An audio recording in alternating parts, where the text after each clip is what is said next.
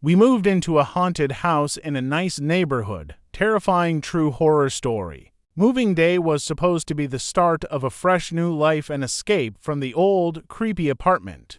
We'd finally moved to a nicer neighborhood and everything was perfect ... until it wasn't. The real estate agent had warned us that strange things had been happening, but we didn't think much of it. Big mistake. It was a hot summer day when we pulled up to our new house, a beautiful, old Victorian at the end of a quiet street.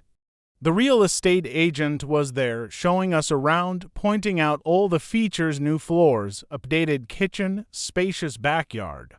It was everything we had hoped for. Are there any issues with the house? I asked, looking around at the freshly painted walls. No, nothing that should cause concern, she replied with a reassuring smile. Just one thing: the neighborhood has a reputation for being ... well, haunted.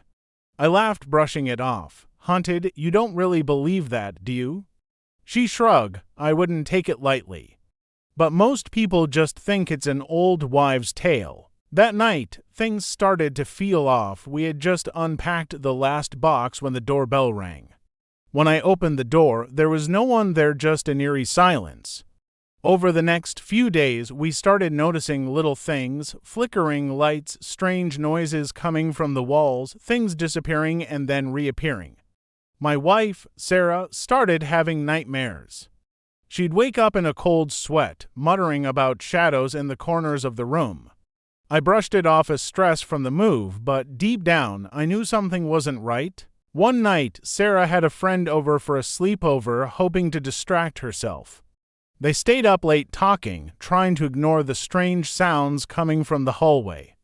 I left them to go to bed, but just as I was drifting off, I heard footsteps slowly creaking down the hallway, stopping outside the door. I got up to check, but there was no one there. I stood there, heart pounding, and then I heard it again, louder, closer this time. I swung the door open, but there was nothing, just an empty, silent hallway. When I turned back to the room, Sarah was sitting up in bed, staring at the door. "Did you hear that too?" she whispered, her voice trembling. The next day, we decided to confront the real estate agent. "This isn't just an old wives' tale, is it?" I asked. "What's really going on here?" She hesitated, looking around the empty office before speaking in a low voice. "There have been reports of ...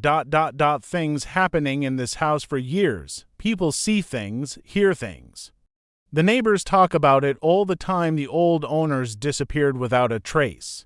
"Why didn't you tell us this before we moved in?" Sarah demanded, her voice rising. "I didn't think it would matter," she admitted, her eyes avoiding ours. "It's just ... stories. People like to gossip." That night, things reached a climax. We were sitting in the living room, trying to ignore the shadows that seemed to be getting closer with every minute. Suddenly, everything went black. When the lights came back on, Sarah was screaming, clutching her stomach. There was a dark, shadowy figure standing in front of her, a figure that seemed to be growing more solid by the second. "Run!" she screamed, pushing me toward the door. I grabbed her hand, and together we ran out of the house, never looking back. We've never been able to forget what happened in that house. The nightmares still haunt us, and sometimes, in the dark of night, we can hear footsteps creaking down the hallway, closer and closer. What would you do if you found yourself in a situation like this? Would you stay, or would you run?